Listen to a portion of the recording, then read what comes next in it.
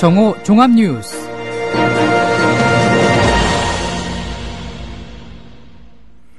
(10월 23일) 국민라디오 정오 종합뉴스입니다. 먼저 오늘의 주요 뉴스입니다.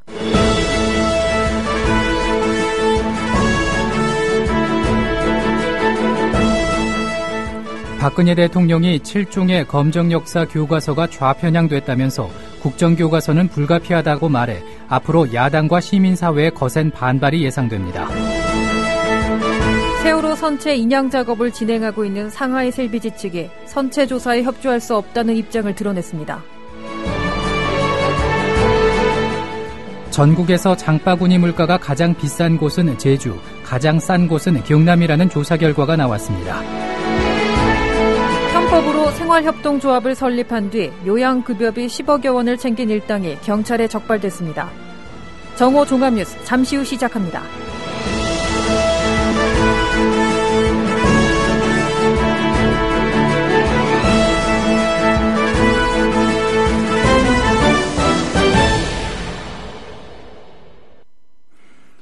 박근혜 대통령이 국정교과서는 불가피하다고 말했습니다. 박 대통령은 어제 오자회동에서 검정 역사교과서 집필진의 80%가 편향된 역사관을 가진 특정 인맥으로 연결돼 7종의 검정 역사교과서를 돌려막기로 쓰고 있어 결국은 하나의 좌편향 교과서라고 볼 수밖에 없다면서 국정교과서는 불가피하다고 말했습니다. 그러나 새정치연합 문재인 대표는 친일 독재 미화 시도를 중단해야 한다고 말했고, 이종걸 원내대표도 국정교과서는 자유민주주의 질서를 무시하고 회귀하는 것이고 헌법을 위반하는 것이라고 비판했습니다. 정청래 새정치민주연합 최고위원은 오늘 역사교과서 국정화 정국에 대해 역사의 시계를 거꾸로 돌릴 수는 없는 일이다며 자고로 역사적 적변기에는 대학 교수들이 마지막 마침표를 찍고는 했다고 말했습니다. 정 최고위원은 오늘 국회에서 열린 최고위원회의에서 4.19 혁명 때도 교수들 시위 동참으로 이승만 대통령이 하와이로 망명할 수밖에 없었다며 이렇게 밝혔습니다. 그러면서 대학 교수 시국 성명으로 민심이 돌아섰고 대통령 직선제를 받아들일 수밖에 없었다며 지금이 흡사 그런 상황과 비슷하고 전체 역사학과 교수 80%가 집필을 거부하는 릴레이 성명을 발표하고 있다고 주장했습니다. 새정치민주연합 이종걸 원내대표는 어제 청와대 오자회동을 통해서 역사교과서 괴담 진원은 박근혜 대통령이었다는 것을 확인했다고 주장했습니다. 이 원내대표는 최고위원회의에서 박 대통령은 역사교과서 국정화와 관련해서 극우 세력의 주장을 똑같이 반복했고 사실관계도 틀렸다며 이같이 밝혔습니다. 또 문재인 대표와 자신이 아무리 합리적 주장을 해도 박 대통령은 들으려 하지 않았다면서 민생 문제에 대한 모든 책임도 야당 탓으로 돌렸다고 비판했습니다. 한국사 교과서 국정화에 대한 반대 여론이 찬성보다 크게 앞섰습니다.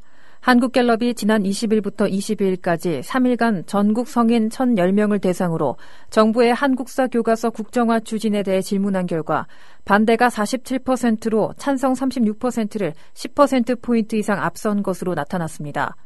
특히 한국사 교과서 국정화 추진 반대 여론은 저연령일수록 새정치민주연합 지지층에서 우세했고 찬성은 고연령일수록 새누리당 지지층에서 많았습니다.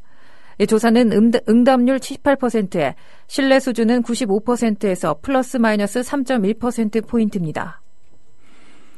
국회 운영위원회는 오늘 청와대 비서실과 경호실, 국가안보실을 상대로 국정감사를 벌입니다.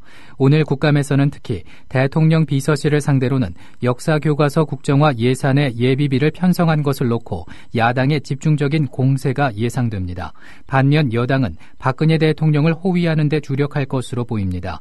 오늘 국감에서는 또 졸속 추진으로 논란에 휩싸인 한국형 전투기 사업도 도마 위에 오를 전망입니다. 이종걸 새정치민주연합 원내대표는 오늘 정기국회 현안 논의를 위해 여야 원내대표와 정책위의장, 원내수석 부대표가 함께하는 3+3 회동에 대해 이번 주에도 어려울 것 같다고 말했습니다.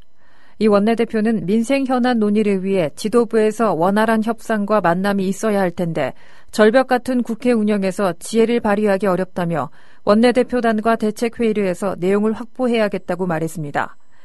그러나 19대 마지막 정기국회이자 예산심사 시한이 다가오는 점을 고려해 의사 일정이나 예산심사를 전면 거부할 계획은 없다고 밝혔습니다. 20차 이산가족 상봉 행사 2차 상봉 일정이 오늘 속초에서부터 시작됩니다. 이번 2차 상봉은 우리 측에서 상봉을 신청해 북측의 가족을 찾은 90가족 255명의 상봉단이 금강산을 찾아 북측 가족 188명과 65년 만에 재회합니다. 이번 2차 상봉은 북측이 진행하며 상봉장은 1차 때 이산가족 면회소가 사용됐던 것과 달리 금강산 호텔에서 주로 사용됩니다. 세월호 선체 인양 작업을 진행하고 있는 상하이 셀비지 측이 선체 조사에 협조할 수 없다는 입장을 해양수산부를 통해 4.16 세월호 참사 특별조사위원회에 보내온 것으로 알려졌습니다. 특조위에 따르면 상하이 셀비지 측은 모든 작업을 완료한 뒤 특조위가 현장에서 독립적으로 수중조사 작업을 진행해야 할 것이라며 연내에는 선체 조사에 협조할 수 없다는 뜻을 밝혔습니다. 앞서 특조위는 세월호 선교 내부의 조타기와 계기판, 선체 내외부 손상 여부 등을 조사하기 위해 해수부에 수차례 협조를 요청했습니다. 경찰은 어제 검거한 강태용의 처남 44살 배상혁을 상대로 밤샘 조사를 벌여 도피 기간 동안의 행적을 집중 조사했습니다. 경찰은 배 씨가 도피 생활 중에 다른 일당과 연락을 주고받았는지와 사기 사건으로 빼돌린 돈은 어디에 은닉했는지 등을 집중 추궁했습니다. 앞서 대구지방경찰청 조28 특별수사팀은 어제 오후 4시 50분쯤 경북 구미시 공단동의 한 아파트에서 배 씨를 검거했습니다. 배 씨는 2004년부터 2008년까지 조28의 다단계 사기 업체에서 전산실장으로 일하면서 사기 사건을 주도한 혐의를 받고 있습니다. 사망설이 끊이지 않던 천경자 화백이 지난 8월 6일 향년 91세에 사망한 것으로 공식 확인됐다고 대한민국 예술원이 밝혔습니다. 예술원은 어제 회원인 천화백이 8월 6일 사망한 사실을 확인했다며 고인의 명복을 빌며 후속 행정조치를 진행할 예정이라고 말했습니다. 1924년 전남 고흥에서 태어난 천화백은 꽃과 여인을 주제로 한 강렬한 채색화로 당대를 풍미했지만 지난 91년 미인도 위작 시비 이후 절필을 선언했습니다. 편법으로 생활협동조합을 설립한 뒤 요양급여비 10억여 원을 챙긴 일당이 경찰에 적발됐습니다. 서울 은평경찰서는 이 같은 혐의로 A모 생협 이사장 55살 김모 씨 등 10명을 불구속 입건했습니다.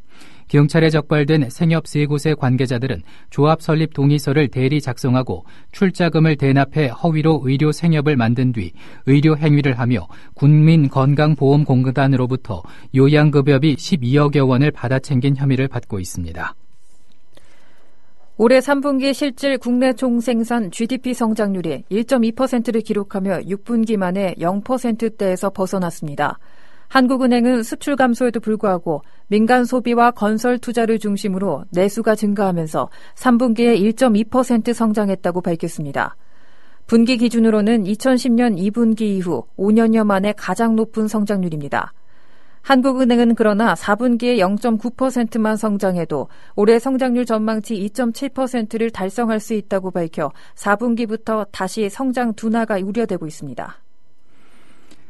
전국에서 장바구니 물가가 가장 비싼 곳은 제주, 가장 싼 곳은 경남이라는 조사 결과가 나왔습니다. 한국소비자원이 지난 6일부터 열흘간 전국 120여 개 대형마트와 25개 전통시장에서 팔리는 19가지 식품 가격을 비교했습니다. 제주 지역에서는 평균 72,900원이 들어 가장 비쌌고 다음은 강원이 72,200원, 부산, 경북 순으로 물가가 높았습니다.